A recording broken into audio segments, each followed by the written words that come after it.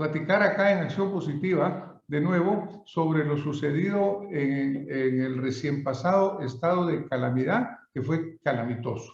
Desafortunadamente, un país no puede vivir de estado de calamidad en estado de calamidad. Este hubiera sido el 10º estado de calamidad bajo el gobierno actual.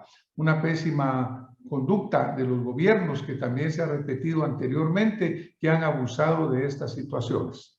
Es claro que un país tiene que gobernarse en una forma programada, con políticas de largo plazo, con visión de Estado, pero no estar respondiendo a cada rato como bomberos, sino que realmente tener una visión de nación a largo plazo, insisto. El actual estado de calamidad fue un fracaso por múltiples razones.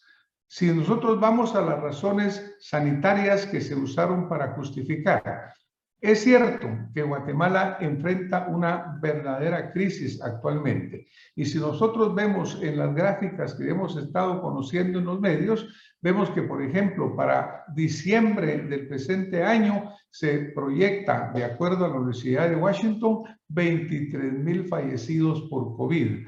Obviamente, estas son tendencias, las cuales de no tomarse las acciones necesarias se van a producir.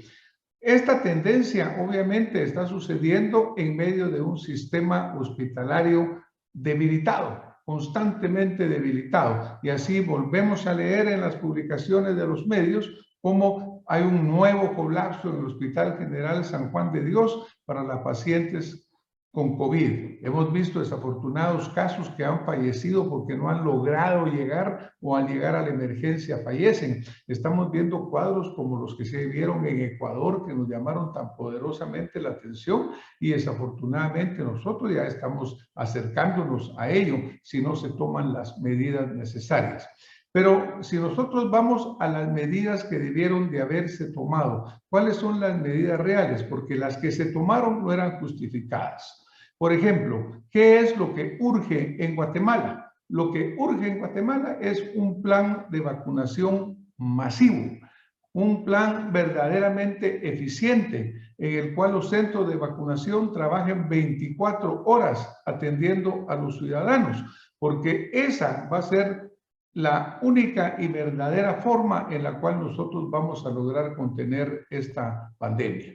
Obviamente, hay que hacerle un llamado a todos los guatemaltecos. Señores, tenemos que vacunarnos. Corren muchos rumores, muchos mitos, muchas tendencias al respecto de si vacunarse o no vacunarse. Aquí no hay para dónde, hay que vacunarnos. Entonces, para que haya una vacunación masiva, no se requiere un estado de calamidad. Se requiere un estado eficiente. Desafortunadamente, en ese campo nuestros gobiernos han fallado. Ahora, por ejemplo, vemos que se gastaron 615 millones de quetzales en la compra de vacuna Sputnik, de la cual de 8 millones hasta la fecha hemos recibido un poco más de 1 millón. Y lo preocupante es de que de ese 1 millón de dosis que se han recibido, solo 60,000 son de la segunda dosis y vemos publicada una noticia reciente en la cual dice salud cambia tiempo de aplicación de dosis Sputnik, lo cual es altamente riesgoso. Voy a hacer un recuento que el Instituto Gamaleya al principio dijo, que son los que fabrican esta vacuna, que el tiempo entre una vacuna y la siguiente era 20 o 21 días. Como encontraron que no tenían suficiente abastecimiento, lo ampliaron de 1 a 90 días.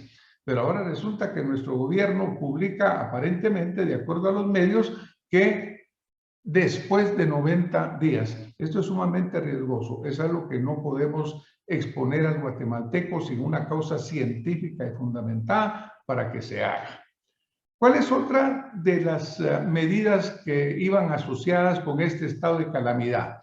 Bueno, pues obviamente el lado tenebroso, el lúgubre, que son las compras. Desafortunadamente, con estado de calamidad o sin estado de calamidad, el gobierno sigue haciendo compras verdaderamente poco claras, poco transparentes. Hay constante compra sobrevalorada, por ejemplo, en este caso hablan de jeringas, las cuales se manipula la compra, se manipula el proceso y entonces se están comprando. Pero el hecho es de que con estado de calamidad o sin estado de calamidad, desafortunadamente están utilizando este recurso mal para comprar mal, corruptamente, y eso es lo que tenemos que evitar. Las otras medidas que se usaron como argumento, por ejemplo, el uso de la mascarilla, el uso de la higiene, la separación, distanciamiento social, todo eso son cosas que no necesitan un estado de calamidad para imponerlo. Se requiere verdaderas campañas educacionales, se requiere verdaderas campañas en las cuales motivemos a la gente, se les haga comprender. Por ejemplo, hay estudios que demuestran que el uso de la mascarilla disminuye por lo menos un 30% la posibilidad de contagios, lo cual es ya sumamente alto. Desafortunadamente, tenemos que admitir que en Guatemala, en muchos lugares del país, a la gente se le olvidó el uso de la mascarilla. Señores, les hago un llamado. Usemos la mascarilla, protejámonos nosotros y a nuestro vecino y a nuestras familias. Entonces, para esas medidas que son educativas, que son motivacionales, que son de disciplina y de concientización ciudadana, tampoco se requiere que haya un estado de calamidad. Otra de las medidas que se tomó en la parte sanitaria, pues argumentando este tema, fue un toque de queda de las 22 a las 4 de la mañana. Realmente tampoco tiene un efecto. El efecto sería, señores, los bares se cierran o los restaurantes se cierran o se limita, pero verdaderamente, el aforo de esos lugares para que no tenga la gente esa posibilidad de estar aglomerados y de extender el contagio. Tal vez resumiendo aquí, lo que yo podría decir es que realmente, a pesar de todo este argumento que se usó, las principales medidas para las cuales vamos a combatir la pandemia no se contemplan dentro de lo que el estado de calamidad requiere, particularmente cuando ese estado de calamidad se utiliza en forma nefasta, se siguen haciendo compras que no corresponden, se aprovecha para hacer compras que no corresponden, lo cual es verdaderamente criminal, usando esa palabra, porque también, por ejemplo, la compra de las Sputnik, que sigue siendo totalmente en el aire, ahora pues están anunciando que van a prolongar el periodo de vacunación, eso es verdaderamente lamentable. Y cuando se aprovecha este estado de calamidad para meter otros daños mayores, ahora lo que es dentro del Estado de Derecho, dentro de lo que son las libertades constitucionales, definitivamente ahí ya se sale totalmente del marco de la legalidad. Entonces, reiteramos la necesidad fundamental en Guatemala, señores, es vacunación masiva, conciencia ciudadana de cada uno de nosotros, utilizar las mascarillas, seguir las reglas de higiene, evitar las aglomeraciones, mantener el distanciamiento social. Con eso vamos a salir adelante.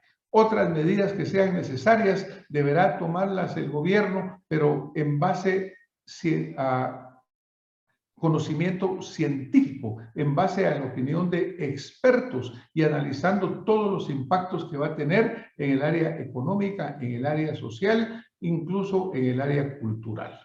Ahora vamos a tocar lo relacionado con lo que este estado de calamidad produjo en relación a lo que es el Estado de Derecho, a todas esas anormalidades de proceso que se fueron ocasionando desde el inicio hasta que se resolvió. Para tocar este tema, vamos a continuar la plática que tuvimos ya con el licenciado constitucionalista Eric Castillo, a quien en este momento le damos la bienvenida.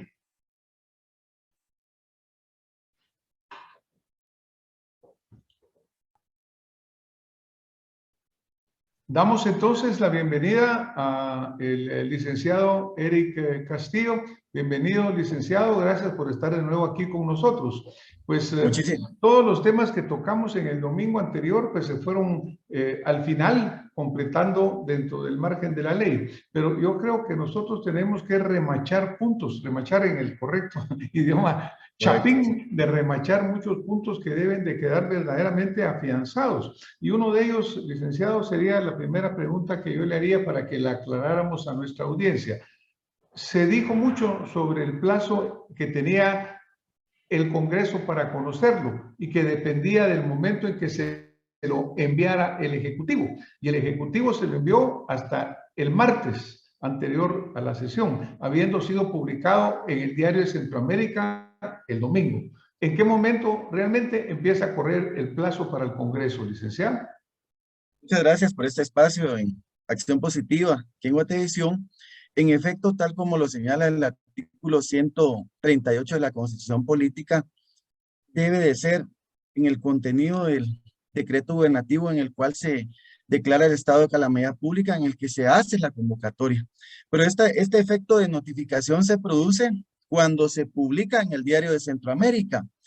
Y acá es donde hago un llamado de atención, porque existe un expediente 4466-2013, del 1 del año 2013, en el cual la Corte de Constitucionalidad señala que es a partir del momento en que formalmente le notifica al Congreso.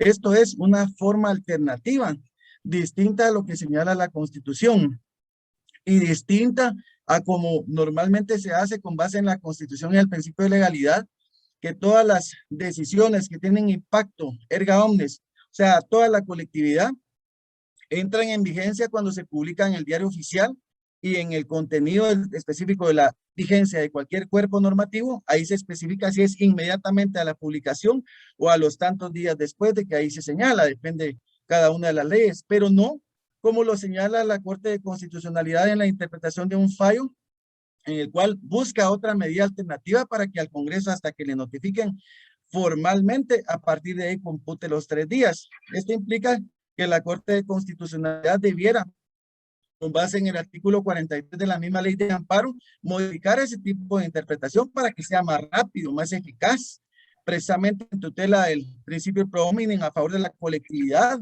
porque se trata del contenido de normas restrictivas de libertad. Muchas gracias, licenciado. Sí, yo creo que ese es fundamental, porque desafortunadamente el estado de calamidad, que obviamente tiene una función constitucional cuando se usa correctamente y en las situaciones adecuadas, pero muchas veces se utiliza para cubrir compras anómalas, para cumplir procedimientos anómalos, y se usa esta laguna del tiempo en que está vigente para meter ahí a la carrera. Ya se demostró en los medios también que se metieron, por ejemplo, pagos de planillas cuando no correspondían, etcétera. Es decir, esa laguna que se crea es muy sucia, muy turbia, muy aprovechada. Yo creo que es bueno, pues, reforzar realmente que empiece a correr cuando lo publica el Diario de Centroamérica. Ahí ya no tiene excusa el Congreso de que no lo han visto, pero después resulta que llega al Congreso, y el Congreso tuvo varias sesiones en las cuales no se aprobó, no tenían quórum. ¿Cómo mira usted la situación esa del manejo en el Congreso, licenciado? Porque ellos usaron también ese subterfugio, esa forma poco transparente para prolongar la situación. ¿Cómo visualiza usted la acción esta del Congreso, que en esos 3 días o no tuvo quórum o no lo aprobó, pero al final quedó en impasse? Sí, acá hay que ver dos perspectivas, dos aristas, como decimos coloquialmente. En primer lugar, el Congreso, cuando recibe entonces el decreto gubernativo por la vía que se lo remite el Ejecutivo, tenía 3 días con base en el artículo 138 para poderlo ratificar, modificarlo y aprobarlo. Congreso no lo hizo. Acá hay un incumplimiento de deberes, porque esto provocó que se incumpliera con un plazo constitucional. Obviamente es importante considerar, doctor, y aquí a toda la ciudadanía, a los colegas estudiosos del derecho, que la Corte de Constitucionalidad resolvió este tema en el expediente 4466-2021 de la siguiente manera. Adujo que reconocía, por razones de seguridad y certeza jurídica, que efectivamente se encontraba vigente ese decreto gubernativo que establece ese estado de excepción o estado de emergencia. Y lo hacía por razones de seguridad jurídica para tutelar el orden público, pero sin embargo creo que acá es importante hacer un alto para la Corte de Constitucionalidad.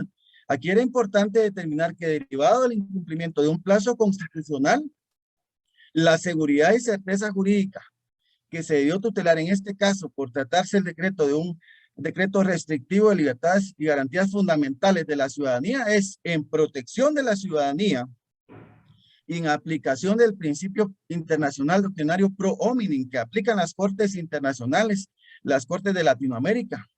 Acá lo importante era haber determinado que al no haberse cumplido un plazo constitucional por ser, reitero, normas restrictivas de libertad, el decreto ya no se encontraba en vigencia. Ahora bien, se aduce también un principio de legalidad, pero ese principio de legalidad tiene que ir coherente con la interpretación de los plazos constitucionales. Este, obviamente, análisis no lo podemos comparar con el tema de las Corte Suprema de Justicia y de las salas de apelaciones, en donde también hubo una vulneración a plazos constitucionales, en este caso también por parte del Congreso de la República, sobre todo porque en el tema de este último, aunque se haya incumplido con el plazo constitucional, lo que se busca es la administración de justicia, y acá entonces sí hay que lograr, obviamente, que se designen nuevos magistrados de salas y de Corte Suprema de Justicia, porque es en pro de la tutela de los derechos humanos de la persona humana, en la búsqueda de la realización de ese valor importante que es la justicia, pero es distinto cuando se trata de estados de calamidad, en donde por razones de certeza y seguridad jurídica, el efecto de la vulneración de un plazo constitucional debiera ser en este caso, improbación por parte del Congreso de la República, por, reitero, la omisión de un acto a un plazo constitucional.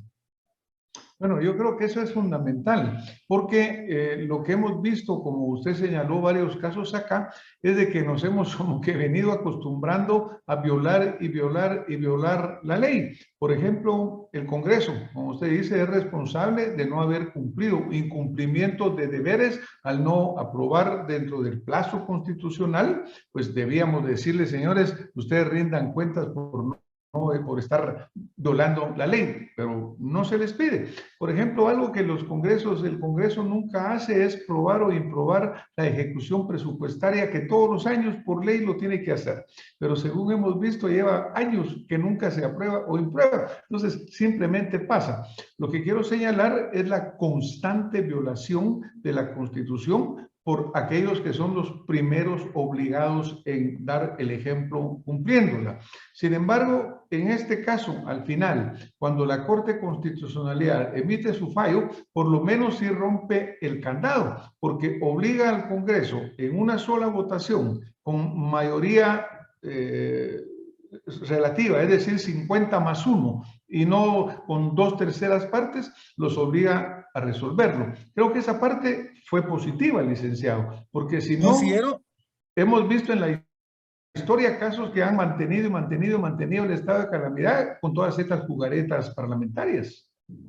Considero que la Corte de Constitucionalidad sí jugó un rol fundamental. Lo único es que tratando de buscar el equilibrio en ese orden al cual se refiere, no fue, estimo, de la manera más adecuada, porque cuando ya se ha incumplido con plazo constitucional, la Corte debería interpretar a favor de la ciudadanía y no sostener que todavía se pueda realizar una función fuera de un plazo constitucional, porque eso es permitir que todos los organismos de poder del Estado tengan como costumbre vulnerar un plazo constitucional. No pasa nada, no hay consecuencia jurídica, y por ahí encontramos las opiniones de algunos directos colegas que dicen que no pasa nada. Yo considero que sí, el mensaje a la población es, si no se cumple con los plazos constitucionales, hay una consecuencia.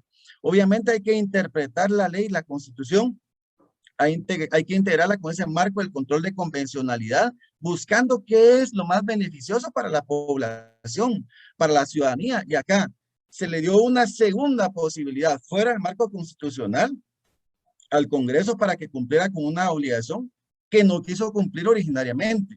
Obviamente la Corte de Constitucionalidad, como decimos, le dio la oportunidad al Congreso que lo hiciera, y el Congreso entonces vino y aprovechó ese espacio, esa posibilidad legislativa de enderezarse a sí mismo la plana, incluso no haber cumplido con anterioridad. Y eso sí hay que reconocerlo finalmente. Aunque a mi juicio no fue la mejor argumentación de la Corte de Constitucionalidad, como usted bien lo dice, sí se logró que el Congreso enviara un mensaje claro al organismo ejecutivo, que no puede haber interferencia de poderes y que finalmente lo que debe prevalecer es la voluntad de la población, porque así fue como lo recogió el Congreso con su decisión de improbar este decreto gubernativo. Pero reitero, sí hubo violaciones a la Constitución. las consecuencias jurídicas no se avisoraron y este fue un mal precedente desde el punto de vista interinstitucional. Los organismos de Estado jugaron un rol en el cual evidenciaron la fragilidad del sistema y la falta de consecuencia jurídica, y en todo caso la interpretación que pudo haber la Corte, que pudo haber hecho la Corte, que no fue la mejor, pero sí finalmente se logró el objetivo tal como usted lo señala. Claro, lo desafortunado es que como nuestros gobiernos están acostumbrados a manejar estas situaciones violando la ley, no acatando los plazos constitucionales y sin consecuencias, lo más seguro es que se va a volver a repetir. En el gobiernos anteriores del presidente Portillo, por ejemplo, muchísimas veces se gobernó por estado de calamidad. En el gobierno del presidente Colón también, creo que en el gobierno del presidente Colón fueron casi con un año completo en el cual fue estado de calamidad tras estado de calamidad. Es decir, como que nos hemos acostumbrado a hacerlo. ¿Qué medidas podríamos tomar los ciudadanos para verdaderamente evitar y poner en orden a estos señores que simplemente son depositarios de la soberanía, pero la soberanía radica en el pueblo? ¿Se les puede poner en orden en alguna forma para que cumplan con sus obligaciones constitucionales? Bueno, previamente a darle respuesta, quiero decirle que estamos conscientes como juristas de que la responsabilidad de la Corte de Constitucionalidad es enorme, porque es la que tiene que lograr un equilibrio en el ámbito de la administración de justicia para lograr esa paz social y ese bien común.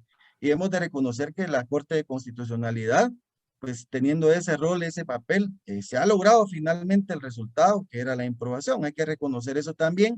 No obstante ello, a mi juicio, lo hizo con base en una resolución política por las razones antes indicadas.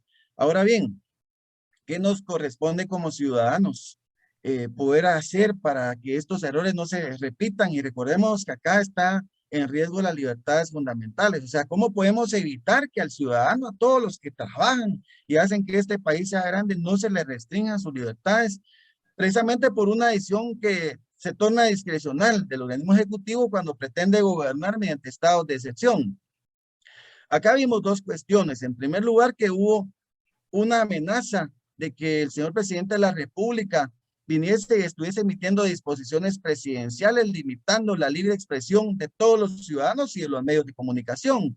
Y al hablar de los medios de comunicación nos referimos a no solo los medios escritos, digitales, sino también el WhatsApp, el Instagram, el Twitter y todas las variedades o modalidades de comunicación que haya.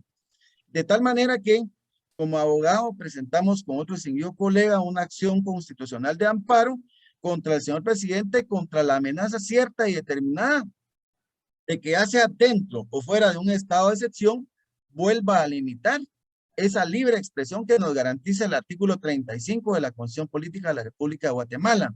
Y le pedimos a la Corte de Constitucionalidad con esa acción que se otorgue el amparo provisional y se abstenga el presidente de la República de emitir cualquier disposición. Reitero, no solamente dentro del improbado estado de excepción, sino en cualquier momento. Y que esto quede asentado. Así como lo hizo recientemente en una publicación que hizo la Corte de Constitucionalidad relacionado con el derecho a manifestación, en donde establece ciertos parámetros. De igual manera, esta es la oportunidad por medio de esta acción constitucional que se fijen parámetros para que se le indique al presidente que en ningún momento de su mandato ni los posteriores gobiernos pueden ni deben restringir las libertades fundamentales, en este caso de expresión. Y otro aspecto fundamental planteado en este amparo fue el hecho de que se está impugnando al Congreso de la República contra la amenaza cierta y determinada que eventualmente cuando conozca otros estados de excepción, algunas otras acciones, vuelva a incurrir en la vulneración de estos plazos constitucionales. Con esto demostramos en esta acción que se mantiene la materia para que la Corte la continúe y resuelva, para que se asienten precedentes fundamentales de respeto a la Constitución, que si bien ya están en la misma, pues ahora el guardián de la Constitución, como es la Corte de Constitucionalidad, tiene la oportunidad de poder hacerlo saber. Esos son los aspectos fundamentales que es importante que podamos referir a cada uno de los órganos de poder para que se respete el cumplimiento de la ley. Yo creo que ese punto, Eric, es fundamental, porque esos son de los goles ocultos que nos quieren meter, pues porque realmente en toda esta discusión que se aprueba, que si no aprueban, pero resulta pues que el presidente realmente estaba buscando una restricción de la libertad de emisión del pensamiento. arrogándose ellos el derecho de juzgar si una publicación era peligrosa, incitaba, etcétera. Lo cual yo creo que los felicito a ustedes por esa acción tomada. Esperamos que la Corte verdaderamente pues resuelva en este sentido. Porque, miren, hay este libro tan conocido que dice cómo se mueren las democracias, ¿no? En la cual esa cooptación del Estado que se va produciendo, esta vulneración de las leyes. Aquí todas las instituciones salieron a protestar. Por ejemplo, la APG, la Asociación de Periodistas de Guatemala, pues se manifestó diciendo, miren, esto es imposible que lo estén haciendo. Otras instituciones también lo hicieron, porque la libertad de expresión en el estado de calamidad, aprovechando a vulnerarla, es sumamente peligrosa, Eric. Así que, bueno, pues yo creo que realmente son de los puntos claves y fundamentales que tenemos que terminar de remachar en esta nuestra plática. Como estamos cerca del tiempo, en un minuto, licenciado, ¿qué quisiera usted resumir como los puntos de la autopsia que estamos haciendo que deberíamos de obviar en el futuro y prevenir que jamás se vuelvan a repetir? Bueno, en primer lugar, dirigirme a la población, a la ciudadanía, a todos los órganos de poder e instarlos que, en este caso, a los gobiernos de turno, que la naturaleza de los estados son de excepción, no es de ordinaria forma de gobernar. En otras palabras, solo se pueden utilizar de manera excepcional y cuando sea necesario, en este caso, para poder buscar una solución, en este caso a una pandemia. De esa cuenta también es importante que la Corte de Constitucionalidad revise la jurisprudencia o la doctrina legal, precisamente porque en estos casos no hay doctrina legal. Y entonces es importante que la Corte, los precedentes que vaya asentando, vayan dirigidos a dotar de seguridad y certeza jurídica a la población. Y que la mejor señal para la Corte de Constitucionalidad, cuando sus decisiones sean eminentemente constitucionales y no políticas, es esa tranquilidad social que se va a percibir en todos los estamentos de la sociedad, que es a la cual nos debemos. Y agradecerle a nuestro Dios por la salud que nos da a todos los guatemaltecos, que nos sigamos cuidando, que confiemos en Dios y vamos a salir adelante. Nuestra Guatemala se lo merece. Licenciado, muchísimas gracias. Un aporte fundamental, significativo para preservar la esencia de nuestra democracia, que es el Estado del Derecho, el respeto al ciudadano y el cumplimiento de la ley. Muchísimas gracias, licenciado Castillo, por haber estado con nosotros. Y a todos quienes nos han acompañado esta noche, gracias y nos vemos la próxima semana con más acción positiva, siempre en defensa de la patria. Muchas gracias a todos. Muchísimas gracias, licenciado.